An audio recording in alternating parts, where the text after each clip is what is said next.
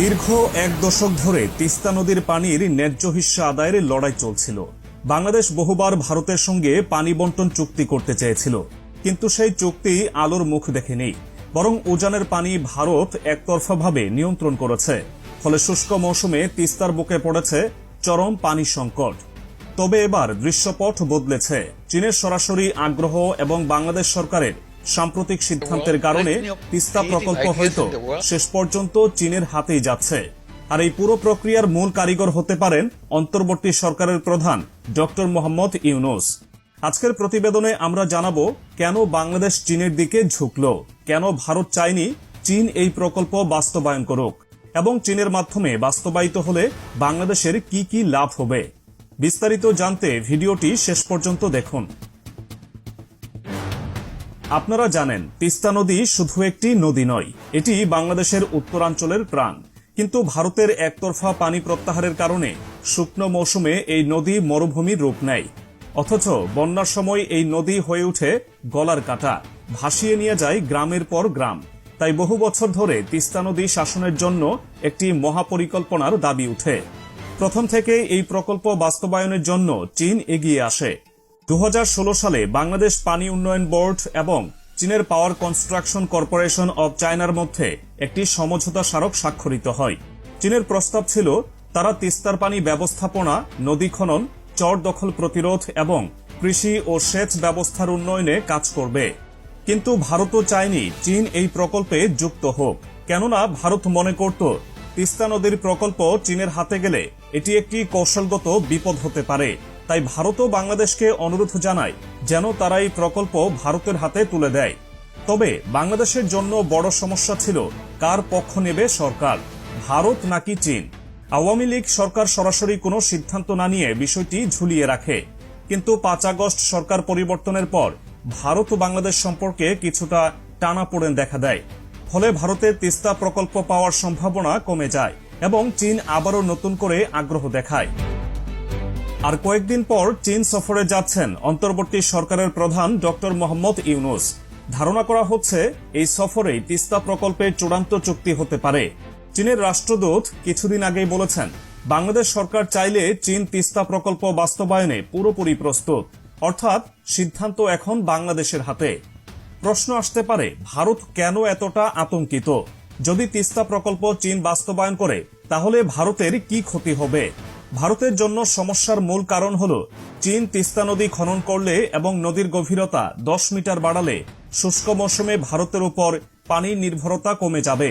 এছাড়া নদীর দুই তীরে তীর সংরক্ষণ, চর খনন, কৃষিজমি উদ্ধার, নৌ চলাচল, স্যাটেলাইট শহর নির্মাণ এবং বন্যা প্রতিরোধ ব্যবস্থা চালু করা হলে বাংলাদেশ অর্থনৈতিকভাবে অনেক এগিয়ে যাবে।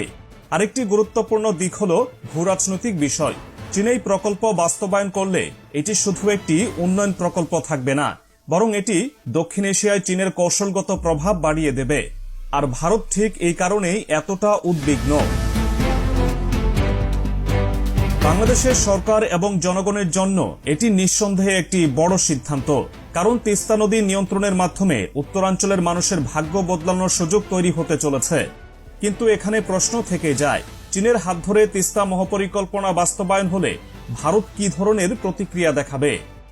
বিশ্লেষকরা বলছেন, তিস্তা প্রকল্প নিয়ে ভারতের আপত্তি দীর্ঘদিনের। চীন যদি প্রকল্প বাস্তবায়ন করে তাহলে ভারত তার কৌশলগত অবস্থান নিয়ে শঙ্কিত হবে। কারণ তিস্তা নদী ব্রহ্মপুত্রের শাখা নদী, যা বাংলাদেশের পর ভারতেও প্রবাহিত হয়। ফলে নদী ব্যবস্থাপনার উপর ভারতের নজরদারি দীর্ঘদিন ধরেই ছিল। এর আগে ভারত নিজেই তিস্তা প্রকল্প বাস্তবায়নের আগ্রহ দেখিয়েছিল, কিন্তু রাজনৈতিক ও অর্থনৈতিক সমঝোতায় ব্যর্থ হওয়ার কারণে তারা পিছিয়ে যায়। তবে ভারত মনে করছে চীন এই প্রকল্প বাস্তবায়ন করলে তা তাদের কৌশলগত স্বার্থের জন্য হুমকি হতে পারে। বিশেষ করে চীনের বেল্ট অ্যান্ড রোড ইনিশিয়েটিভ বা বিআরআই এর সঙ্গে বাংলাদেশের এই প্রকল্প সম্পৃক্ত হলে তা দক্ষিণ এশিয়ার ভৌগোলিক ভারসাম্যের উপর প্রভাব ফেলতে পারে। তিস্তা প্রকল্প বাস্তবায়ন হলে বাংলাদেশে চীনের আরও গভীর প্রভাব বাড়বে।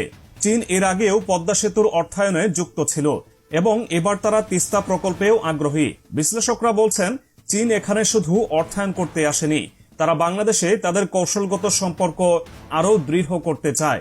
অন্যদিকে ভারত চায়নি বাংলাদেশ চীনের কাছ থেকে এই অর্থায়ন গ্রহণ করুক। এখানে গুরুত্বপূর্ণ বিষয় হল বাংলাদেশের সিদ্ধান্ত গ্রহণে স্বাধীনতা। ডক্টর ইউনূসের নেতৃত্বাধীন অন্তর্বর্তী সরকার যদি চীনের সঙ্গে এই প্রকল্প বাস্তবায়ন করে, তাহলে এটি নিঃসন্দেহে বাংলাদেশ ভারত সম্পর্কের ক্ষেত্রে নতুন মাত্রা যোগ করবে। তবে অর্থনীতি এবং ভূরাজনীতি যাই বলুক না কেন, তিস্তা মহাপরিকল্পনা বাস্তবায়ন হলে সরাসরি উপকৃত হবে উত্তরাঞ্চলের মানুষ।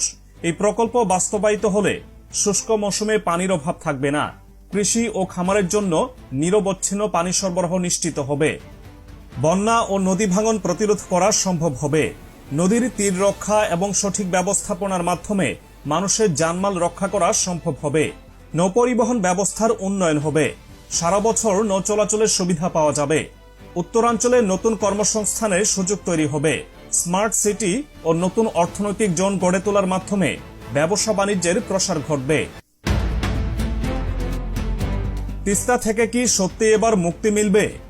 তিস্তা নিয়ে বাংলাদেশের লড়াই বহু পুরনো। ভারত একতরফাভাবে পানি প্রত্যাহার করলেও বাংলাদেশ সবসময় একটি ন্যায্য সমাধানের জন্য অপেক্ষা করছিল, কিন্তু রাজনৈতিক অচলাবস্থার কারণে এতদিন এই সমস্যার সমাধান হয়নি। বিশেষজ্ঞদের মতে চীনের এই প্রকল্প বাস্তবায়ন হলে তিস্তা বাংলাদেশের জন্য নতুন সম্ভাবনার দুয়ার খুলে দেবে। তবে এর বাস্তবায়ন প্রক্রিয়া কতটা সহজ হবে তা এখনো প্রশ্নবিদ্ধ, কারণ ভারত ও চীনের ভূরাজনৈতিক প্রতিদ্বন্দ্বিতা এই প্রকল্পের ভবিষ্যৎকে জটিল করে তুলতে পারে। তবে একদিক থেকে এটা স্পষ্ট যে ডক্টর ইউনূসের সরকার এবার দৃঢ় সিদ্ধান্ত নিয়েছে। চীনের সঙ্গে এই প্রকল্প বাস্তবায়ন হলে উত্তরাঞ্চলের মানুষ সবচেয়ে বেশি উপকৃত হবে।